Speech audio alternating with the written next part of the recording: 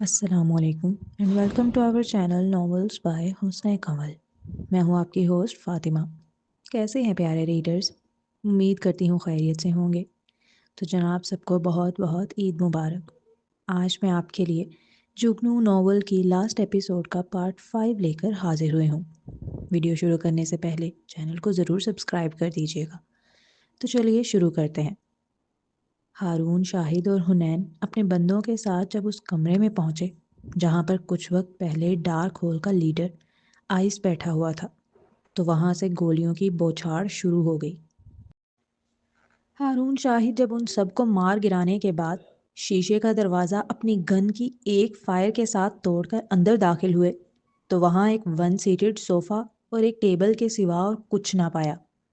ساتھ ہی وہاں ایک دروازہ تھا جو کھلا ہوا نظر آ رہا تھا۔ وہ سمجھ گئے تھے یہ 1 سیٹڈ صوفہ کسی خاص کے لیے تھا، یعنی آئس کے لیے، ڈارک ہول کے سب سے بڑے لیڈر کے لیے۔ وہ دروازہ چھت کی جانب کھلتا تھا۔ وہاں موجود ہیلی کاپٹر اڑنے کے لیے تیار نظر آ رہا تھا۔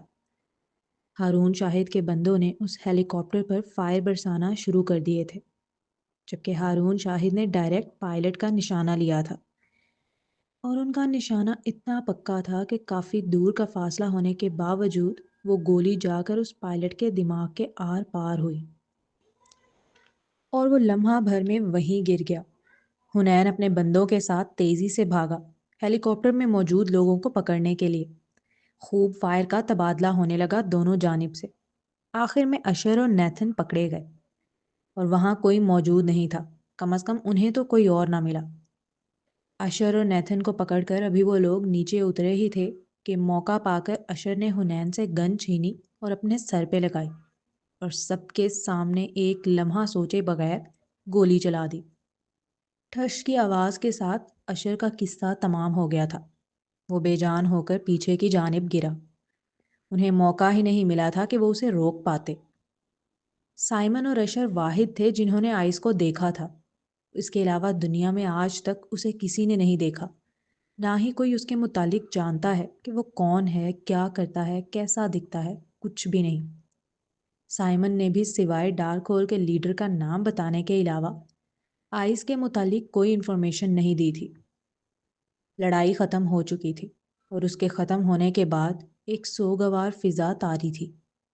کہیں کوئی لاشیں گھسیٹتا ہوا نظر آ رہا تھا تو کوئی کسی کے مرہم پٹی کرتا ہوا، کہیں کوئی بیٹھا پانی پی رہا تھا تو کہیں کوئی اپنی بندوق دکھا کر اپنا بہادری کا قصہ سنا رہا تھا۔ کیسر نایاب کو بینچ پر بٹھا کر اپنے ہاتھوں سے پانی پلا رہا تھا۔ وہیں ہارون شاہد، زریاب، عفان اور حنین کھڑے تھے۔ ہارون شاہد نے نایاب کے سر پر ہاتھ رکھا تھا شفقت سے، اور اسی لمحے ایک کمرے کا دروازہ کھلا۔ وہاں سے چہرے پر بلیک ماسک لگائے، لیب کوٹ میں ملبوس نیلی آنکھوں والا لڑکا باہر نکلا۔ وہاں کافی ڈاکٹرز پھر رہے تھے، اس لیے کسی نے اس پر توجہ نہ دی۔ اس نے سرسری سی نگاہ ایک بار وہاں موجود ہر شخص پر ڈالی۔ اس کی آنکھوں پر بڑا سا گول چشمہ لگا تھا، پھر نظر جھکا کر تیزی سے باہر کی جانب چل دیا۔ وہ کیسر، ہارون شاہد اور باقی سب لوگوں کے سامنے سے گزرتا ہوا جا رہا تھا، لیکن انہیں خبر نہیں تھی، کیونکہ وہاں پر عام عوام بھی آئی ہوئی تھی مدد کرنے۔ اس لیے ہارون شاہد نایاب کے سر پر ہاتھ رکھنے کے بعد حنین کے ساتھ فوراً ہی وہاں سے چلے گئے تھے۔ مجھے تمہاری قسم میری جان، میں تمہارے کسی گنہگار کو زندہ نہیں چھوڑوں گا، سفیان نے حفصہ کی پیشانی چومتے ہوئے وعدہ کیا، اور یہ وعدہ صرف اس کا اپنی مرحوم بیوی سے نہیں تھا، خود سے بھی تھا کہ وہ نہیں چھوڑنے والا اس کے گنہگاروں کو۔ اب حفصہ کی لاش کو باہوں میں لے کر اب وہ واپسی کا طویل سفر طے کرنے کے لیے تیار کھڑا تھا۔ چلتے ہیں اگلے سین کی جانب۔ کافی وقت بعد پروفیسر نیتھن، پروفیسر دامل خان، علی اور جتنے لوگ اس لیب میں پکڑے گئے تھے ان سب پر اب کیس چل رہے تھے۔ ابھی کیس چل رہا تھا ان لوگوں پر۔ انہیں بچانے کے لیے نئی نئی طاقتیں سامنے آ رہی ہیں، لیکن سفیان میر کو ان باہری دنیا کی عدالتوں سے کوئی مطلب نہیں تھا۔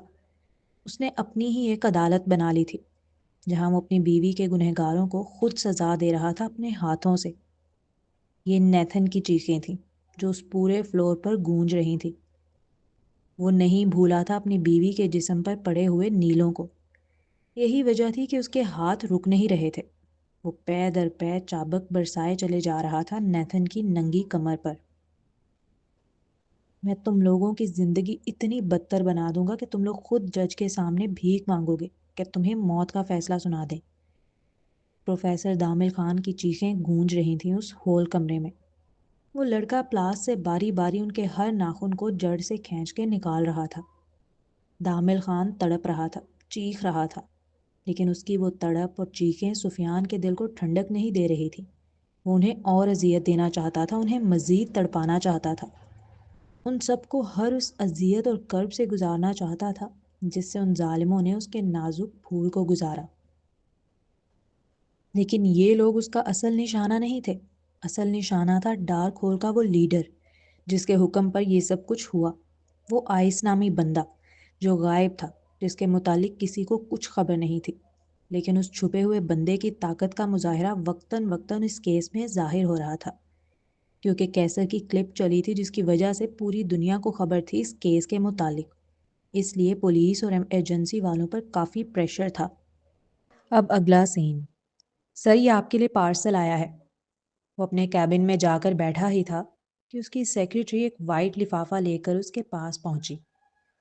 وہ لفافہ حنین کی جانب سے بھیجا گیا تھا۔ اس نے کھول کر دیکھا تو اس میں پین ڈرائیو تھی۔ اپنے لیپ ٹاپ سے اٹیچ کرنے کے بعد جو اسکرین پر ویڈیو چلی، اسے دیکھنے کے بعد اس کی سانسیں تھم گئیں۔ وہ سی سی ٹی وی فوٹیج تھی لیب کے اس حصے کی جہاں پر حفصہ کو گولیاں ماری گئیں۔ اسے 3 سے 4 گولیاں ماری تھی ظالموں نے، اور وہ بھی پیچھے سے۔ وہ منہ کے بل زمین پر گری تھی، لیکن پھر بڑی ہمت جما کر وہ پلٹی اور اس نے اوپر کی جانب کیمرے میں دیکھا۔ وہ بہت تکلیف میں تھی۔ اس کی آنکھوں میں آنسو تھے، ان خوبصورت پاکیزہ آنکھوں میں آنسو تھے جن پر سفیان میر اپنا آپ وار سکتا تھا۔ سفیان نے دیکھا اس کے ہونٹ جنبش کر رہے ہیں۔ تکلیف کی شدت سے اس کی آواز نہیں نکل رہی تھی، مگر وہ مسلسل کچھ بول رہی تھی اور سفیان اس کے ہونٹ پڑھ سکتا تھا۔ سفیان، آئی لو یو، اللہ، لا الہ الا اللہ، محمد الرسول اللہ۔ اس کی آخری خواہش یہی تھی کہ وہ اپنے شوہر سے محبت کا اظہار کرے، اور آج یہ خواہش پوری ہو گئی تھی۔ مانا وہ دنیا میں نہیں رہی، لیکن اس کے شوہر نے آج اس کا اظہار محبت سن لیا تھا، وہ بھی دل کے کانوں سے۔ دنیا میں شاید ہی کسی بیوی نے اپنے شوہر سے اس طرح اظہار محبت کیا ہوگا جیسے اس لڑکی نے 3 گولیاں کھانے کے بعد جسم پر بے تحاشا تشدد کے نشانات لیے آخری سانسیں لیتے ہوئے کیا۔ اب یوں کوئی محبت کا اظہار کرے تو بتاؤ بھلا کیسے کوئی اس پہ اپنی زندگی نہ وارے۔ آئی لو یو ٹو۔ اس کی آنکھوں سے آنسو بہہ کر کب لیپ ٹاپ کے کی بورڈ پر گرنے لگے اسے نہیں پتا۔ وہ اس ویڈیو کو دیکھ کر ہزاروں موتیں مر رہا تھا اور ہزاروں بار جی رہا تھا۔ عجیب سا تلسم تھا اس لمحے میں، نہ موت تھی نہ حیات تھی۔ اب اگلا سین۔ کہنے کو 1 مہینہ گزر گیا تھا اس حادثے کو، لیکن اس کے اثرات اتنے گہرے تھے کہ سبھی کی زندگی میں نمایاں تھے، چاہے وہ نایاب ہو، چاہے وہ کیسر ہو، چاہے وہ عاطف ہو، چاہے وہ سفیان ہو۔ نایاب کا ٹریٹمنٹ چل رہا تھا، وہ کافی بہتر ہو چکی تھی، لیکن اس کے باوجود وہ جب بھی حفصہ کی یاد آتی بچوں کی طرح پھوٹ پھوٹ کر رونے لگتی۔ نایاب، تم نے کہا تھا نا کہ اگر دوست مجھ جیسے ہوں تو ان کا نہ ہونا ہی بہتر ہے، تو دیکھو آج میں تمہیں ثابت کروں گی کہ ایسا نہیں ہے۔ میں زندگی میں پہلی بار تمہیں ہراؤں گی نایاب، میں زندگی میں پہلی بار تمہیں غلط ثابت کروں گی۔ اسے پچھتاوا تھا، ہاں اسے شدید پچھتاوا تھا کہ کاش اس نے حفصہ کی بات پر یقین کر لیا ہوتا تو وہ میموری ان لوگوں کو کبھی نہ ملتی اس کے دماغ سے جس کے ذریعے وہ حفصہ تک پہنچے تھے۔ حفصہ پر اعتبار نہ کرنے کے سبب ہی وہ میموری اس کے لیے یادگار بن گئی تھی، کیونکہ اس کا دل دکھا تھا۔ مانا وہ ظاہر نہیں کر رہی تھی، لیکن اس کا دل دکھا تھا۔ مگر کاش اس نے اپنی دوست پہ اعتبار کیا ہوتا۔ اگر وہ اعتبار کر لیتی تو یہ سب ہوتا ہی نہیں۔ حفصہ آج زندہ ہوتی، لیکن ہونی کو کون ٹال سکتا ہے؟ وہ اسے اکثر مغرور چڑیل کہا کرتی تھی۔ آج شدت سے دل چاہ رہا تھا کہ وہ کہیں سے نکل آئے اور کہے، مغرور چڑیل کیوں رو رہی ہو، میں تو یہی ہوں۔ اگر زندگی کا ایک امتحان تم نے اکیلے پاس کر لیا ہے تو اس کا مطلب یہ نہیں ہے کہ زندگی کے سارے امتحان تم اکیلے پاس کر لو گی۔ زندگی میں کچھ موڑ ایسے ضرور آتے ہیں جس میں انسان کو دوست کی ضرورت پڑتی ہے۔ اب جب وہ موڑ تمہاری زندگی میں آئے گا نا تو دیکھ لینا مجھے اپنے ساتھ کھڑا پاؤ گی۔ اس نے ساتھ کھڑا ہونے کا وعدہ کیا تھا مشکل وقت میں، جان ہی دے دے گی یہ تو نہیں بتایا تھا۔ اب اگلا سین 3 ماہ بعد۔ آج تانیہ کا نکاح تھا۔ صبح سے گھر میں تیاریاں چل رہی تھیں۔ عبد الرحمن صاحب ہو یا اشال ہو یا نایاب ہو یا کیسر ہو یا مہر اور تالیہ، سب کے چہروں پہ خوشیاں ہی خوشیاں تھیں۔ کیسر بہت وقت بعد اپنے گھر میں کوئی تقریب کر رہا تھا، کوئی خوشی کی تقریب۔ تم نے مٹھائی آرڈر کی؟ تانیہ کو دل پسند کی پسند ہے تو وہیں سے آنی چاہیے۔ ہیلو، تم سے بات کر رہا ہوں، کہاں کھوئے ہوئے ہو؟ وہ اپنی پوری بات کہہ چکا تھا، مگر مجال ہے سامنے والے نوجوان کے کانوں میں جوں تک رینگی ہو۔ پتہ نہیں وہ کس دنیا میں تھا، مانا وہ اسے دیکھ رہا تھا لیکن وہ اسے سن رہا تھا، وہ سمجھ رہا تھا کہ وہ کیا کہہ رہا ہے۔ ایسا کہیں سے معلوم نہیں ہو رہا تھا، جس کی وجہ سے کیسر نے اب اس کا ہاتھ پکڑ کر جھنجھوڑتے ہوئے اسے حواسوں میں لوٹایا اور اپنی بات دوبارہ اس سے کہی۔ جی سن رہا ہوں۔ اس نے گہرا سانس لیا۔ کیسر کو اسے دیکھ کر لگا جیسے اسے سانس لینے میں پرابلم ہو رہی ہو۔ تم ٹھیک ہو؟ جی بالکل ہنی، مجھے کیا ہونا ہے؟ وہ لاپرواہی سے اپنے کندھے اچکا کر کہتا ہوا مڑ کر جانے لگا۔ ایک کو کھو چکے ہو، دوسری کو جب تک نہیں کھو گے عقل نہیں پکڑو گے نا تم۔ وہ اس کے جملے تھے یا زنجیر؟ عاطف انہیں سننے کے بعد مزید قدم آگے نہ بڑھا سکا۔ میرے پاس کچھ نہیں اسے دینے کے لیے۔ عاطف نہیں بھولا تھا حفصہ نے اسے کیا کہہ کر ریجیکٹ کیا تھا، اور ایسا تو نہیں ہے کہ کچھ وقت میں وہ کوئی بہت بڑا بزنس مین بن جائے گا۔ وہ چھوٹی موٹی جابز کے ساتھ پڑھائی کر رہا تھا ابھی۔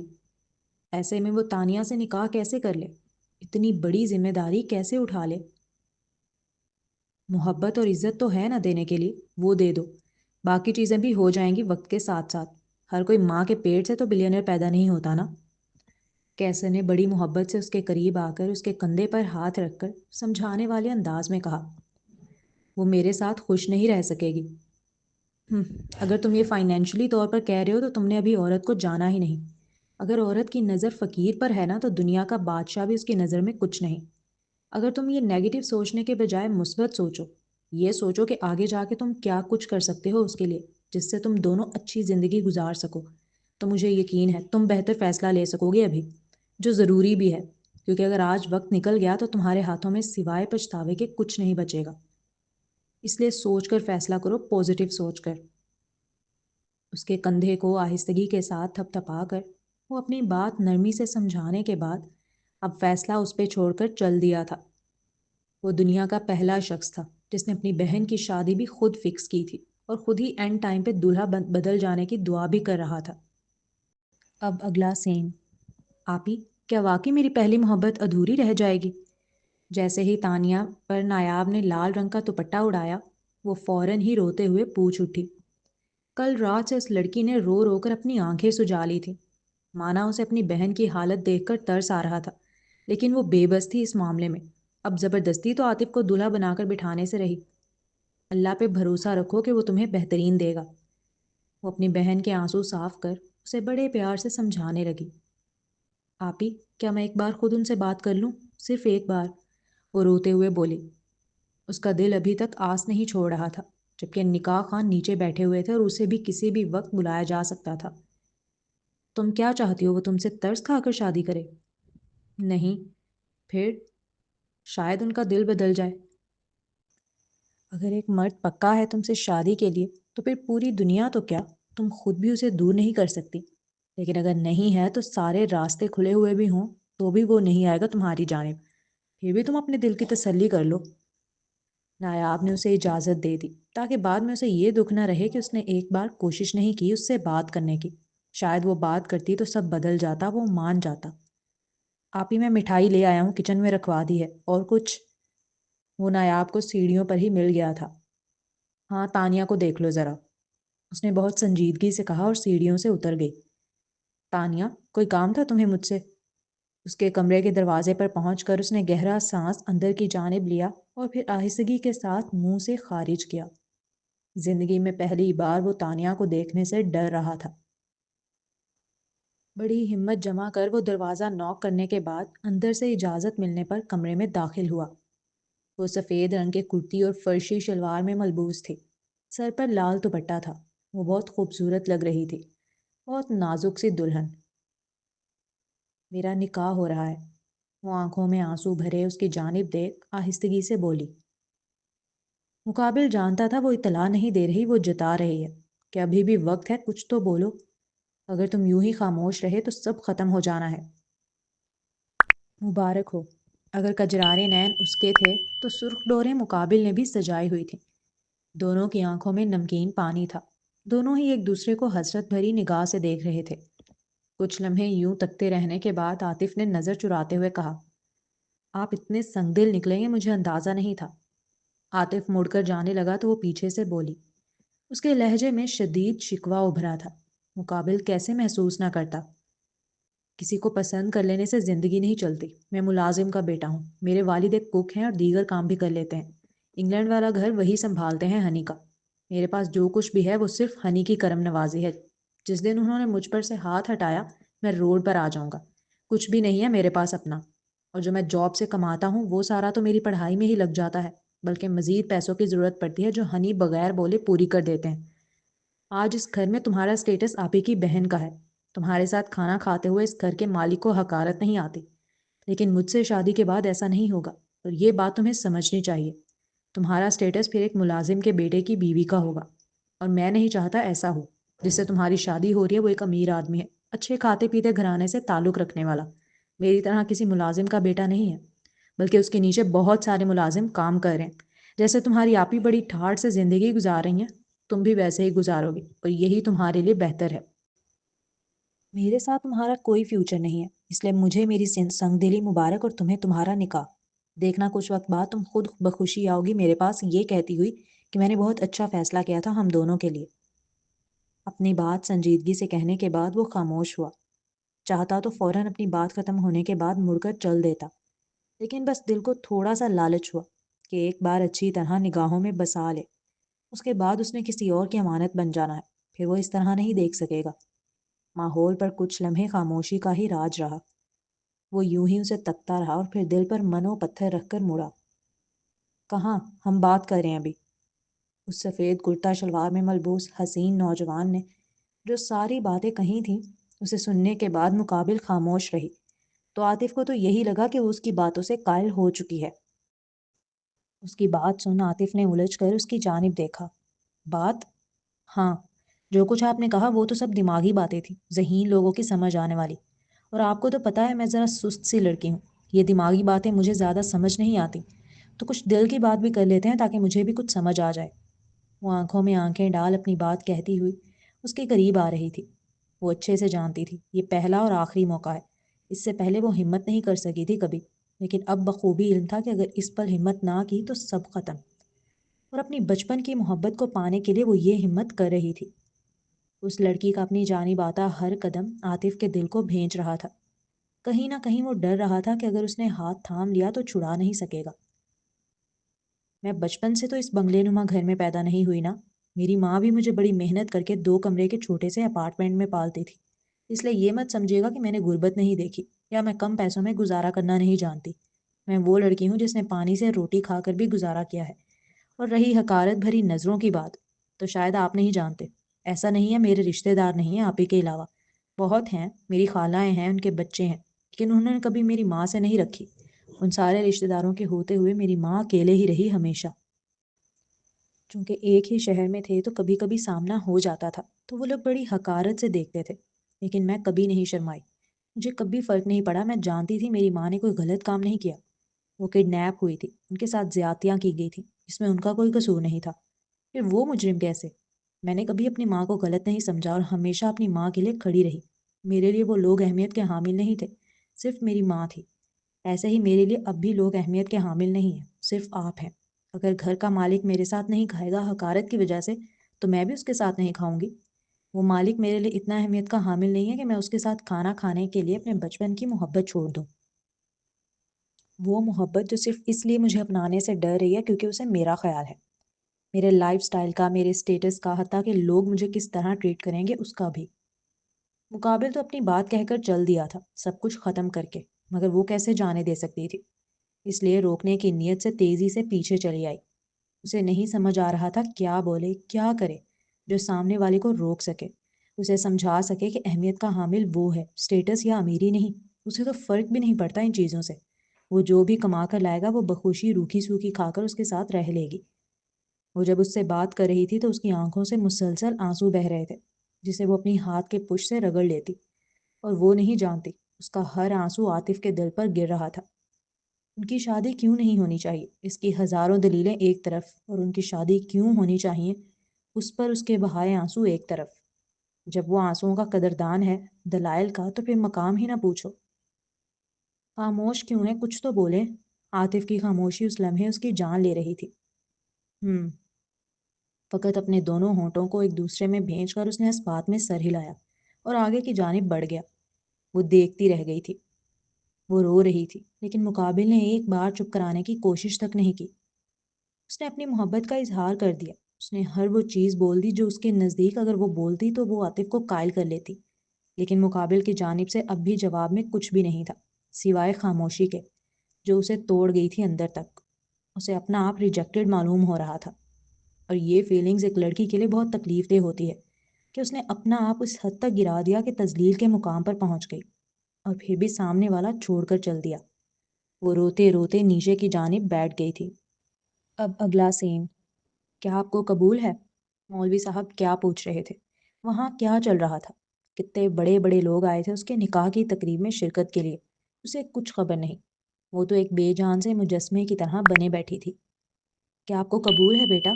مکمل خاموشی طاری تھی، سب دلہن کے اقرار کا انتظار کر رہے تھے، لیکن وہ لڑکی تو بالکل خاموش تھی۔ مولوی صاحب نے پھر پوچھا۔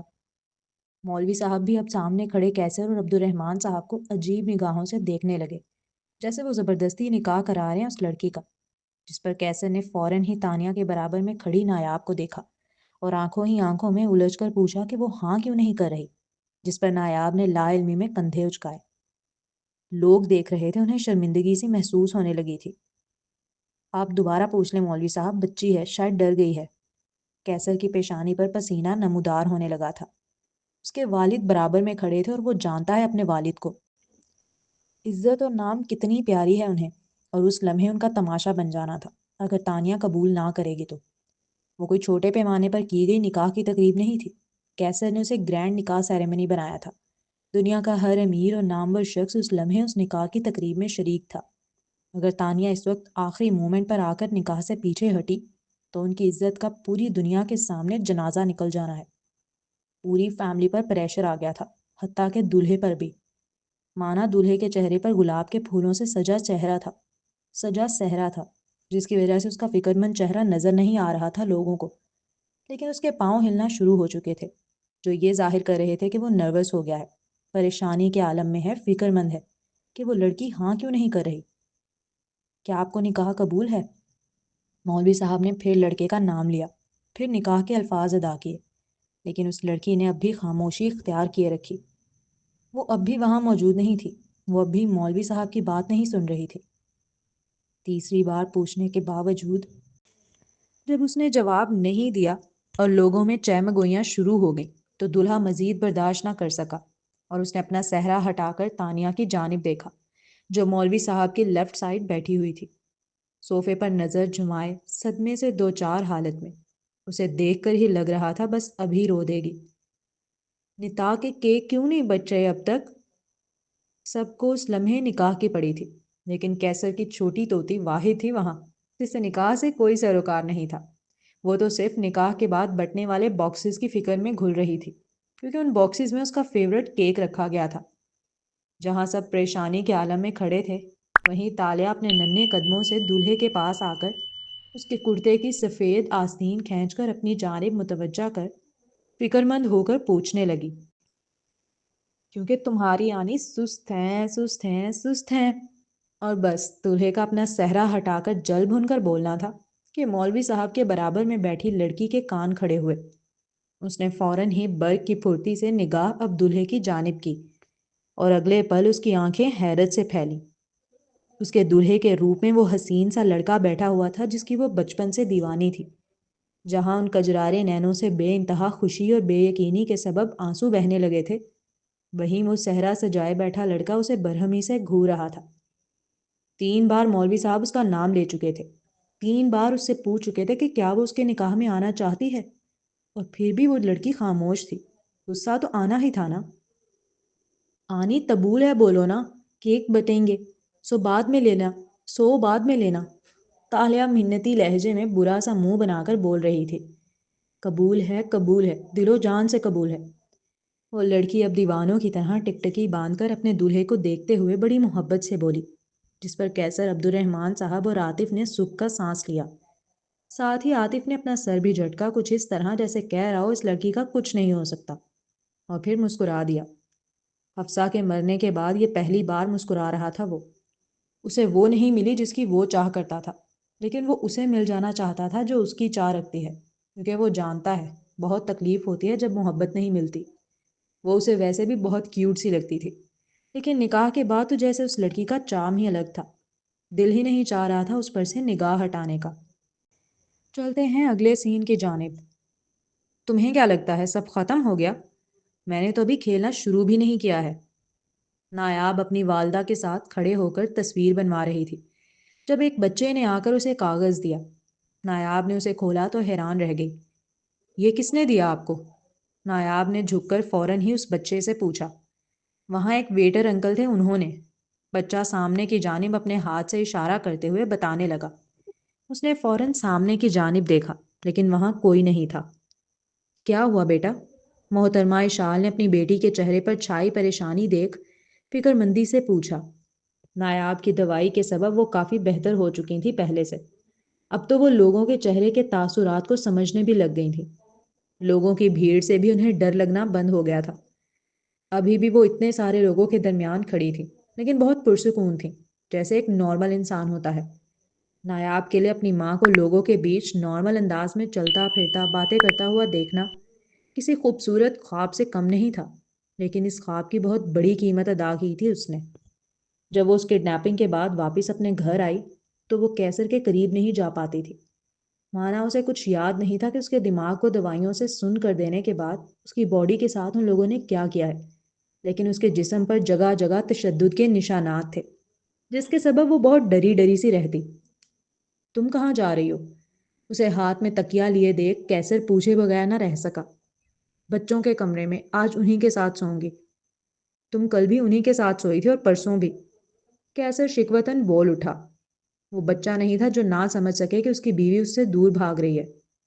ہاں، وہاں مجھے آرام سے نیند آتی ہے نا، وہ مصنوعی مسکان چہرے پر سجائے نرمی سے بولی، اور ساتھ ہی تیزی سے باہر کی جانب چل دی تاکہ قیصر مزید سوال نہ کر سکے۔ جگنو، کیوں بھاگ رہی ہو مجھ سے؟ میں نے کیا کیا ہے؟ کیا تم مجھ سے ناراض ہو؟ وہ ابھی دروازے تک ہی پہنچی تھی کہ قیصر نے فوراً ہی پیچھے سے ہاتھ رکھ کر دروازہ کھلنے سے روکا اور اسے اپنے اور دروازے کے بیچ قید کر کے کھڑا ہو گیا۔ اس لڑکی کے پاس اب کوئی بھاگنے کی جگہ نہیں تھی، اس لیے مجبور ہوئی مڑ کر اس نوجوان کو فیس کرنے پر۔ وہ سیاہ دلکش نینوں والا نوجوان آنکھوں میں محبت لیے اس کے چہرے پر آنے والے بالوں کو کان کے پیچھے کر نہایت محبت اور فکر مندی سے پوچھ رہا تھا۔ کیا بتاتی کہ ڈری ہوئی ہے بہت، کہ اگر اس نے جسم پر پڑے ہوئے نیل اور نشانات دیکھ لیے تو کہیں اس سے دور نہ ہو جائے، اس سے بدگمان ہو کر گھن کھانا نہ شروع کر دے۔ میں تم سے ناراض نہیں ہوں، مجھے بس تھوڑا وقت چاہیے۔ کیوں؟ وہ نہیں سمجھ پا رہا تھا وہ اس سے وقت کیوں مانگ رہی ہے، وہ کیوں اس سے دور رہنا چاہتی ہے۔ ہر کیوں کا جواب نہیں ہوتا، اس کے پاس بھی نہیں تھا۔ وہ خاموش رہی تو مقابل مزید بے چین ہوا، مزید پریشان ہوا، مزید بے قرار ہوا۔ کیا میں نے کچھ غلط کیا ہے؟ کیا میں نے کچھ ایسا کہا جس سے تمہیں تکلیف پہنچی ہے؟ اب وہ اس کی سراہی دار گردن کو اپنے انگوٹھے سے ہلکے ہلکے سے رگڑتے ہوئے نظر جھکا کر بڑی محبت سے پوچھ رہا تھا کہ اگر اس سے کوئی انجانے میں غلطی ہو گئی ہے یا کوئی بات ہو گئی ہے جو نایاب کو بری لگ گئی ہے تو وہ معافی مانگ لے گا۔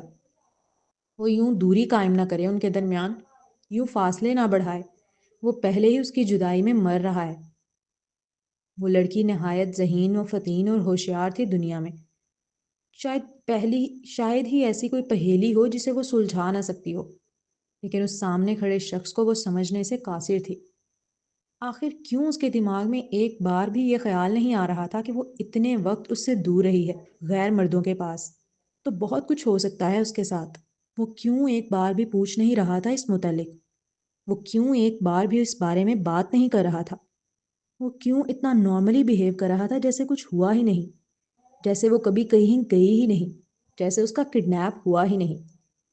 عبد الرحمن صاحب نے اشال کو اپنا لیا تھا کڈنیپنگ کے بعد بھی، جبکہ اس کی چاچی کے گھر والوں نے نہیں اپنایا تھا۔ لیکن وہ ایک باپ تھے۔ ایک باپ کے اپنانے میں اور ایک شوہر کے اپنانے میں زمین آسمان کا فرق ہوتا ہے۔ عجیب بات تو تھی نا کہ اتنا سب کچھ ہو جانے کے بعد بجائے اس میں خامیاں ڈھونڈنے کے، وہ خود میں ہی ڈھونڈے چلا جا رہا تھا کہ اس نے کچھ غلط کر دیا ہوگا شاید، جو نایاب ناراض ہو رہی ہے اس سے، دور جا رہی ہے اس سے، بھاگ رہی ہے اس سے۔ کیا تمہارے دل میں یہ خیال نہیں آتا کہ شاید میں پہلے جیسی واپس نہ آئی ہوں؟ کیسر کی بے پناہ محبت اس کی آنکھوں میں آنسو بھر لائی تھی۔ وہ نہیں روک سکی خود کو اب یہ سوال کرنے سے۔ اس نے بہت محتاط ہو کے الفاظوں کا استعمال کیا جس میں شک و شبہ تھا، یقین کا اطلاق نہیں تھا، کہ شاید کچھ ہوا ہو۔ ہوا ہے ایسا نہیں کہا۔ میں تو خدا کا یہ شکر کر کے نہیں تھک رہا کہ اس نے تمہیں مجھے واپس لوٹا دیا۔ تمہیں لگتا ہے اتنی بڑی نعمت کے بعد یہ فالتو باتیں سوچ کر میں اس کی ناشکری کر سکتا ہوں؟ اس نے پلٹ سوال کیا، اور وہ سوال نہیں تھا، وہ جتا رہا تھا کہ اس کے لیے یہی بہت ہے کہ وہ زندہ واپس لوٹ آئی ہے۔ اس سے زیادہ نہ اس نے سوچا اور نہ وہ سوچنا چاہتا ہے۔ اس کے لیے اس کے جگنو کا صحیح سلامت اس کی زندگی میں واپس لوٹانا نعمت ہے، دنیا کی سب سے بڑی نعمت۔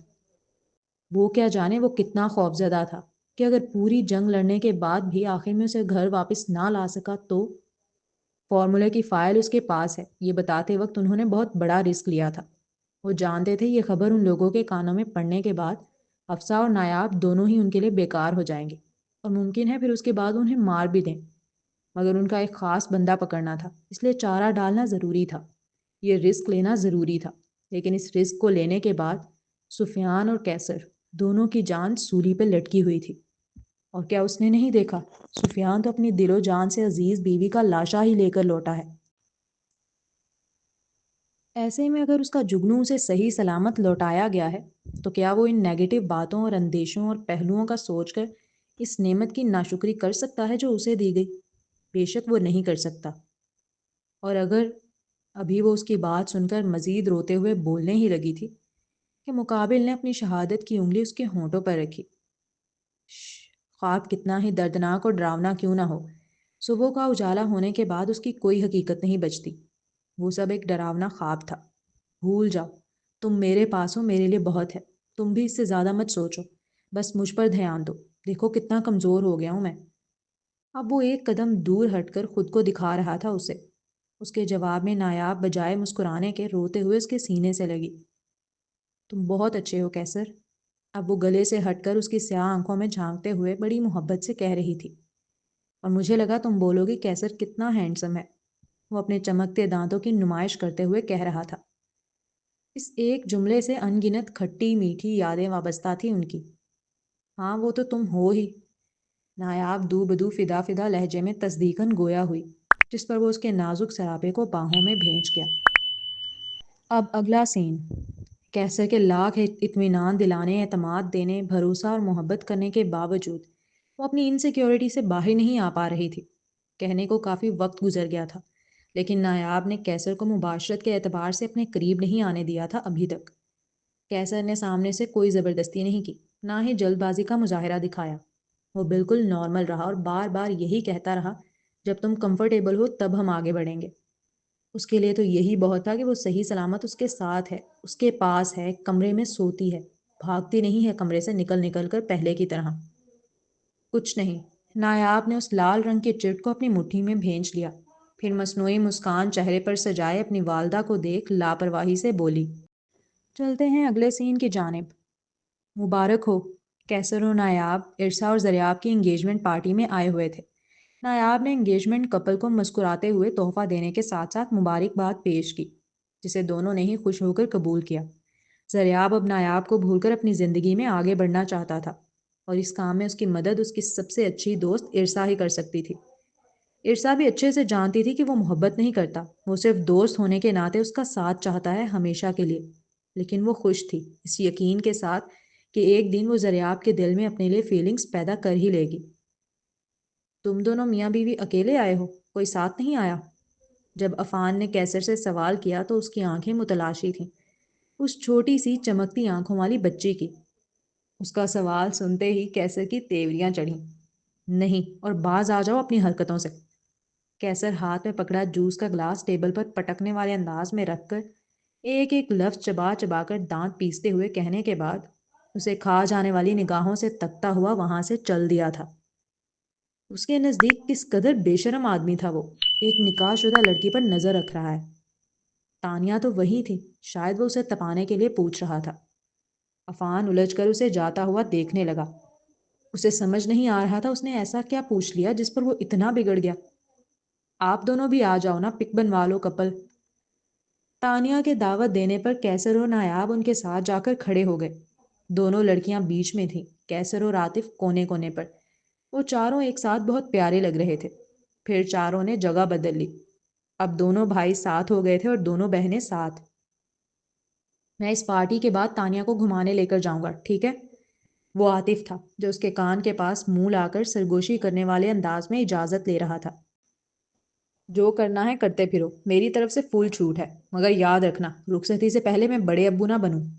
کیسر نے اس کی جانب دیکھ مصنوعی مسکان چہرے پر سجائے وارننگ آمیز لہجے میں کہا، جس پر عاطف کے گال لال ہوئے۔ کیا ہنی، آپ بھی نا، ہم صرف گھومنے جا رہے ہیں۔ وہ اب نظر چرا کر اپنی ہاتھ کو گردن کی پشت پہ رگڑتے ہوئے مسکرا کر کہہ رہا تھا، جس پر کیسر نے میں سب جانتا ہوں والا تاثر دیتے ہوئے اسے گھورا، جسے دیکھنے کے بعد عاطف نے وہاں سے کھسک جانے میں ہی اپنی عافیت جانی۔ وہ تانیہ کو لے کر وہاں سے چلا گیا تھا۔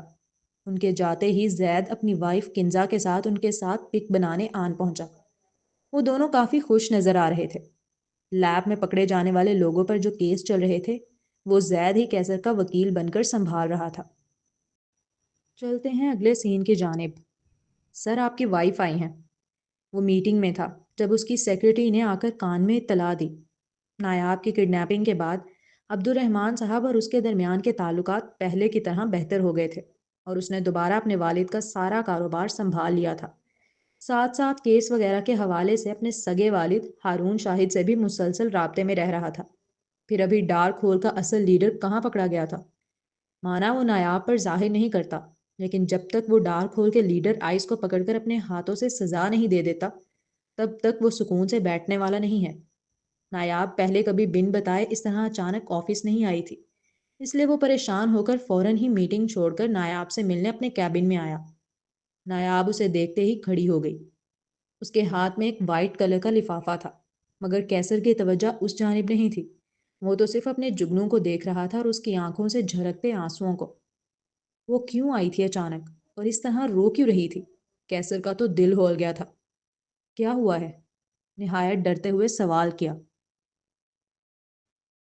نایاب کافی وقت سے اپنا ٹیسٹ کرانے کی سوچ رہی تھی، لیکن اس خوف سے ہر بار رک جاتی کہ اگر رپورٹ میں آ گیا کہ اس کا ریپ ہوا ہے تو پھر وہ کیا کرے گی، کیسے کیسر کا سامنا کرے گی۔ لیکن اس خوف کے سبب جو وہ دن بدن کیسر سے دور ہوتی جا رہی تھی، وہ دوری بھی وہ خود محسوس کر رہی تھی۔ اب وہ پہلے کی طرح کیسر سے باتیں نہیں کر پاتی تھی، حتیٰ کہ خود کو بہت ڈھک کر رکھتی کہ کہیں کیسر کو اس کے جسم پر پڑے ہوئے کوئی نشانات نظر نہ آ جائیں۔ مانا وہ نوجوان ہر وقت اعتبار دلاتا تھا کہ اس کی محبت ان چیزوں سے غرض نہیں رکھتی، وہ اس کے لیے پہلے بھی پاکیزہ تھی، آج بھی پاکیزہ ہے، لیکن وہ اپنی انسیکیورٹی کو لے کر کہاں جائے، وہ خود قبول نہیں کر پاتی تھی۔ انگیجمنٹ پارٹی سے واپسی پر جب کیسر کو عاطف اور تانیہ کی باتیں کرتے دیکھا تو اسے احساس ہوا کہ کیسر بھی ڈیزرو کرتا ہے کہ اسے وہ خوشیاں ملیں۔ راتوں کو لانگ ڈرائیو پر جانا، گھومنا پھرنا، سیر و تفریح کرنا، فلم دیکھنا، آئس کریم کھانا، یہ ہر لڑکے کی چاہ ہوتی ہے کہ وہ اپنی محبوبہ یا بیوی کے ساتھ کرے۔ یقیناً کیسر کی بھی ہوگی، لیکن ان کی زندگی کبھی اتنی نارمل ہوئی ہی نہیں کہ وہ یہ سب کر سکیں۔ اور اب جب اللہ اللہ کر کے سب کچھ بہت حد تک بہتر ہو گیا تھا تو وہ صرف اپنی ان سیکیورٹیز کی وجہ سے کیسر کو ان خوشیوں سے محروم رکھ رہی تھی، اور وہ جانتی تھی وہ ایسے ہی رہے گی جب تک وہ خود مطمئن نہیں ہو جاتی۔ اس لیے بڑی ہمت کر کے اس نے ٹیسٹ کرا لیا تھا۔ ٹیسٹ کی رپورٹ لے کر اب وہ ڈائریکٹ کیسر کے پاس آئی تھی۔ کیا ہوا ہے، خیریت؟ نہایت ڈرتے ہوئے سوال کیا۔ اور اس کے سوال کے جواب میں وہ بھاگتی ہوئی آ کر بڑی گرم جوشی سے اس کے سینے سے لگی۔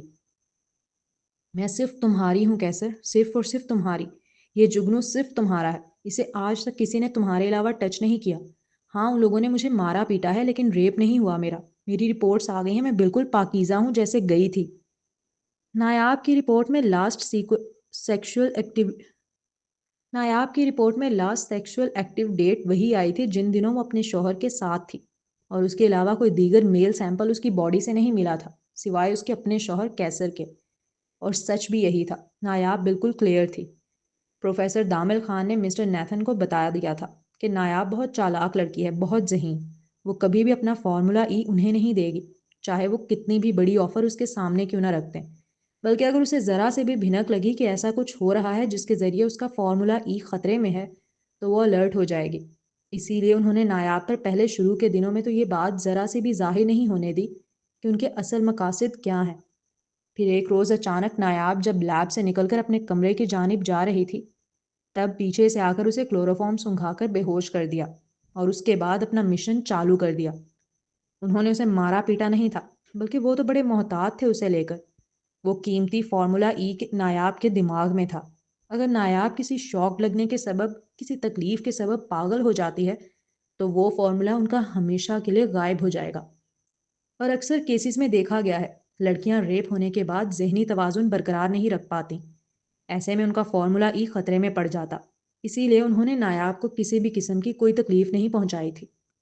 ہاں جب کافی وقت گزر گیا اور نایاب سے وہ فارمولا نہیں لے پا رہے تھے تو غصے اور بے بسی میں آ کر انہوں نے نایاب کو مارا تھا، لیکن وہ مکمل دوائیوں کے زیر اثر تھی، اسے تو اس مار کی خبر بھی نہ ہوئی۔ ہاں البتہ جسم پر اس مار پیٹ کے نشانات رہ گئے تھے۔ دماغ میں بہت ساری پازیٹیو اور نیگیٹو چیزیں چل رہی تھیں کیسر کے، کہ اگر رپورٹس وہ نہ آتی جو ابھی آئی ہیں تو کیا نایاب برداشت کر پاتی؟ کیا وہ دوبارہ اس کے پاس آتی؟ خدا نہ خواستہ اگر وہ کوئی غلط قدم اٹھا لیتی تو؟ چونکہ اتنے دنوں سے وہ محسوس کر چکا تھا کہ نایاب نارمل نہیں ہو رہی اس کے ساتھ، اس کے بے پناہ محبت، اعتماد، بھروسہ دینے کے باوجود بھی نہیں، تو کیا جب کنفرم ہو جاتا تب وہ نارملٹی کی طرف اسے لا پاتا؟ وہ سوچنا بھی نہیں چاہتا تھا کیا کچھ ہو جاتا۔